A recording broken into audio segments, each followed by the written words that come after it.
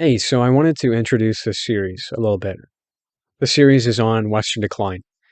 I know that that's a cheery topic to talk about, and I know that all of you guys are going to be excited to join me along this. But no, I want to show how Christianity meets the Western story, and how Christianity has the potential to transform it into a more radiant glory.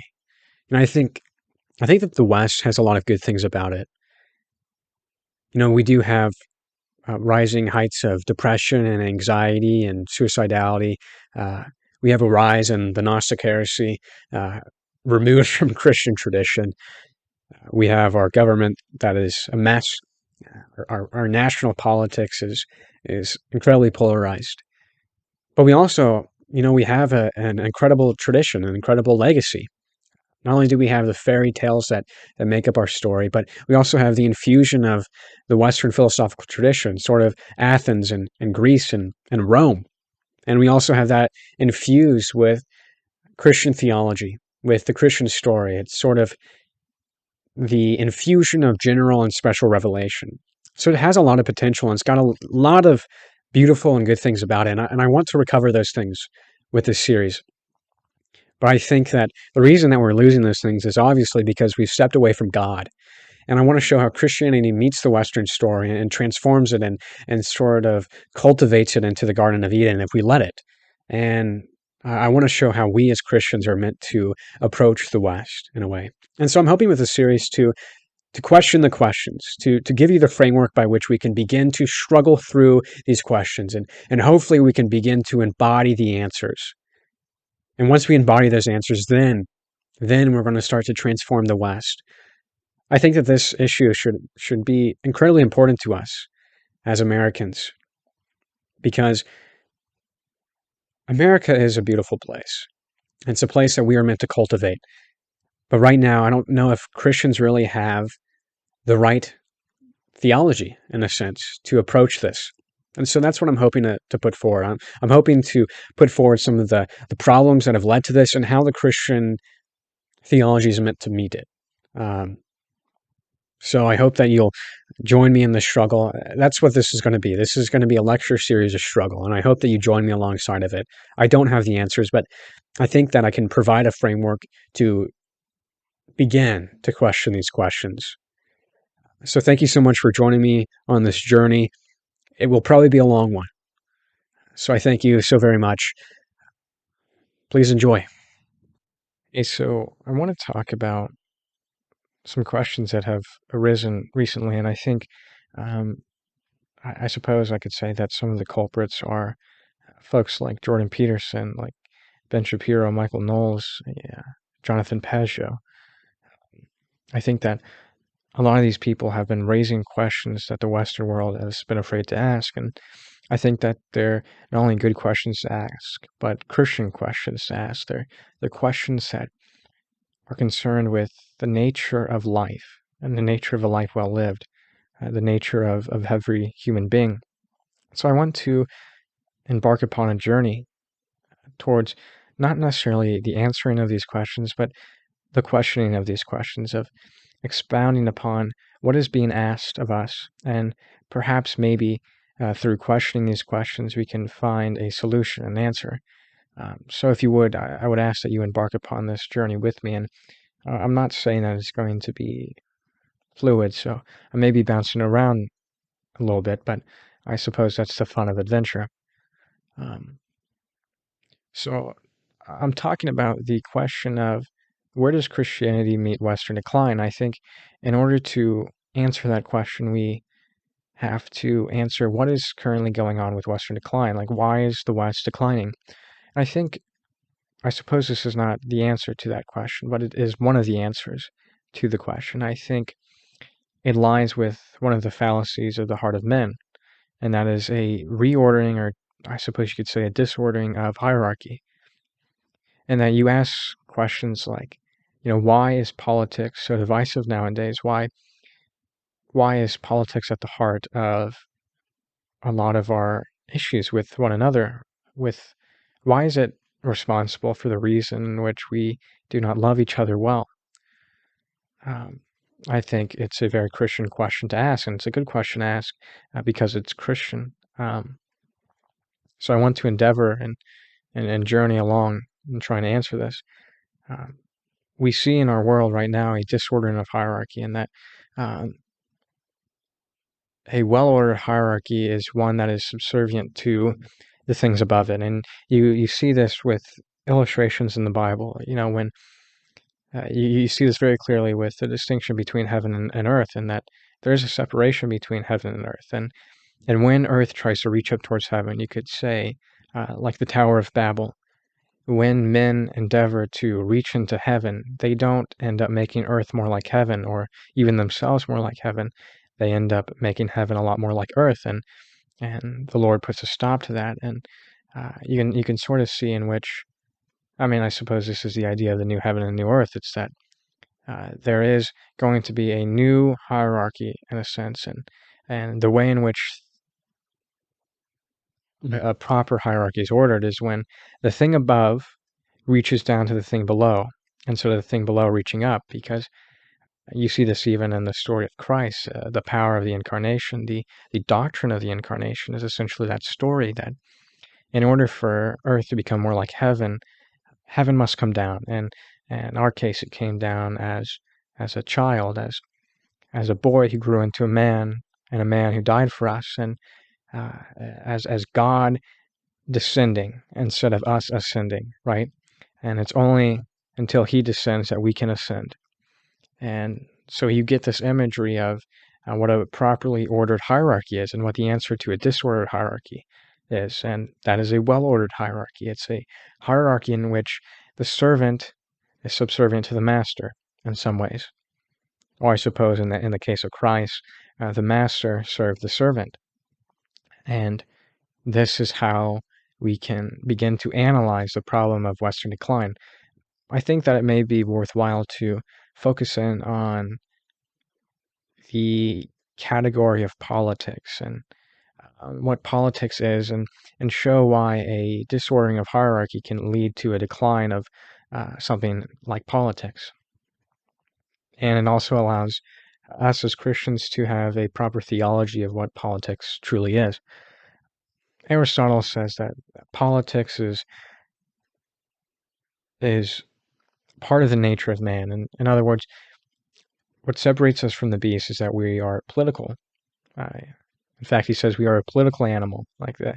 We are in our own category, and politics is simply, or I suppose not simply, it is the way in which we get along together, he would say.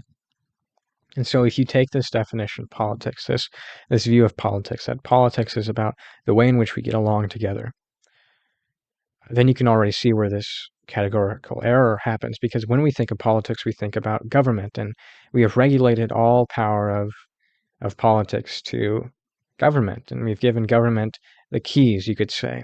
Like, we have allowed government to reach up into politics and pull it down and to hold it as its own, sort of what we tried to do at Babel.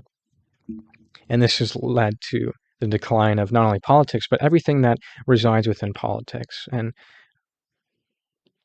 if politics is the way in which we get along together, then what are those environments or those structures that forge the way in which we get along together, or provide the environment by which we can interact? And you can see some of these structures already. I'm sure some came to mind.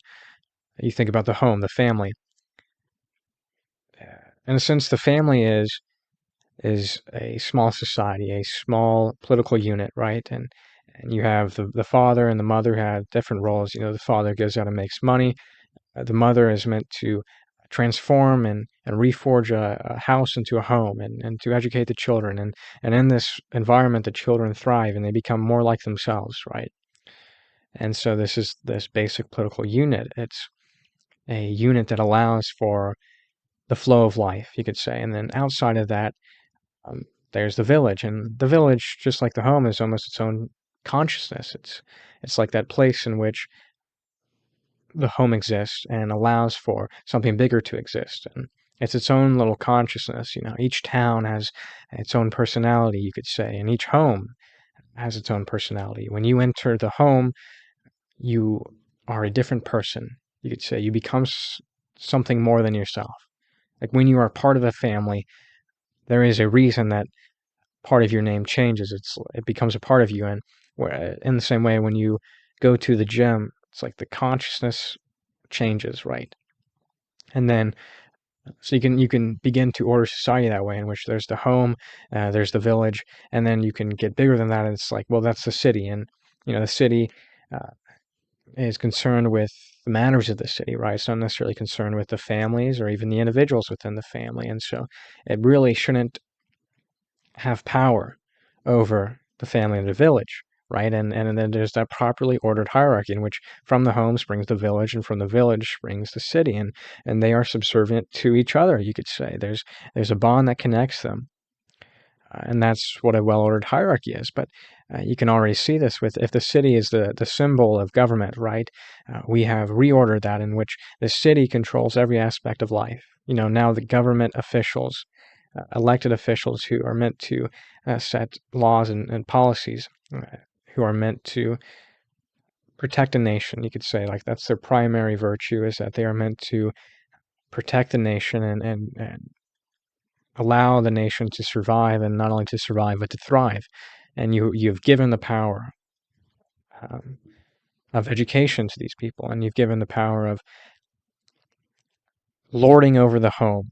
It's like, well, now the government begins to take the place of the father and the mother, and the government begins to take the place of the village, and it begins to subsidize, and it starts to break down the foundations of individuality even. And so you have placed the home and the village underneath the city, right? And as such, you are enslaving the people, and it allows for this decline, and in which government now holds the key to the way in which we get along together. It's become above politics, and it actually leads to the dissolution of politics, because a disordered hierarchy is no hierarchy at all. It's a hierarchy in which the slave lords over the master, you could say. And I suppose it could be proper if the slave was masterly, but there is a well-ordered society, and a well-ordered society is one in which the river of truth flows through it, you could say. And so that's a hierarchical error, if I can use that word. It's a categorical error in which we have placed government as the king over politics, and it leads to the dissolution and the corrosion of everything that is meant to be within the category of politics, right? Education, the family, the home, even such things as the gym, those environments which forge our hearts and our minds and our bodies. That has all been placed under the ruling of the government and of government officials. You could almost say the individuals that make up the conscience of the government, right? They now hold the keys to the people, because politics is the way in which we get along together. The way in which we get along together can either enslave us or free us, and when that hierarchy is disordered, suddenly the government has the keys to enslave us. And I suppose that's one of the failures of the Western world, especially of America, is that we have disordered the hierarchies, and we have given power to the government, and it's in direct contradiction to even the founding of America, to principles which allow the flourishing of society. And so you can very quickly see the Christian response to this, right? The Christian response to this is to reorder heaven and earth. It's to say that earth is the footstool of the throne of God, right? And it belongs there. And if it desires to be the throne, it will be neither the throne or the footstool. But when it is the footstool, it is joined with the throne and allows for a king to sit upon it. And so that is the Christian response. If the city begins to rule over the home, then the Christian response is to reorder that and say that the home must rule over the city. If government is ruling over politics, then the Christian response is to say that politics must rule over government. But I suppose it is worthwhile to broaden this and to say, what is that thing in which politics is subservient to? You could almost say, what is the consciousness of politics, and whose consciousness or what consciousness is it meant to be subservient to? And so if we zoom out, we can say that politics is under philosophy, right? It's under the knowledge of, or I suppose the wisdom of values of those things which come from God. And how do we know values? It's through theology. And so now you're beginning to rebuild that structure of a well-ordered hierarchy. And under theology is God, by which everything else flows. And so this is the Christian response to Western failure. It's to begin to reorder these hierarchies. And the best way to do that is to say, well, what are those things which are meant to serve in some sense? And I suppose this is the Christian story, is who are you meant to serve? Like, who is your neighbor? And in the same way, what are, I suppose, the consciousness or the powers or the principalities, you can even say, that we are meant to serve in order that we may reach God. And you see this with, like, in a family, you're meant to serve your fellow family members, your brothers and sisters, your father and your mother, and you're meant to operate within that. And through loving them, through operating in a proper way, you get to God. And in the same way, this is what the hierarchy begins to look like, and this is what Christians are meant to reorder the hierarchy towards. You have God at the top, right? And under God is theology, and like the things that almost define theology. It's I suppose there's some uniqueness to this, but you have like the church, and you have those institutions which make up, or I suppose educate the mind and the soul and the heart towards God, right? So even schools are, in a sense, a form of, or should be, when they're good, when they're aimed towards beauty and truth and goodness, when they're aimed towards the highest things, schools should be a sort of church with a steeple that points up. So as you look at it, as you enter it, your eyes and your gaze is already guided above. And so you have theology, and you have those institutions which allow us to see theology, you could say. And then you have philosophy. It's like the knowledge of those institutions and the knowledge of what points us above, the knowledge of God in some ways. And so philosophy is subservient to theology, and theology to God. And from philosophy flows things like science and politics, and those basic institutions. And within politics is government, is the home, is the village, is the city. It's those environments, those structures, those institutions which form a person and allows them to get along with one another, right? And so, actually, we could even go give another illustration for this. During 2020, what was heard a lot with politics, or I suppose with government, and when we elevated government, we also elevated science in the same time, and we said that government is subservient to science, and politics is subservient to the government. And so science began to define the way in which we operate in the world. We, in a sense, began to serve science, and we ascended the wrong way, you could say. And in ascending, we descended. It's like we couldn't get high enough, right? Because when science takes the place of the master of government or of politics, it just allows for corrosion. It allows for all the despair that we saw in 2020.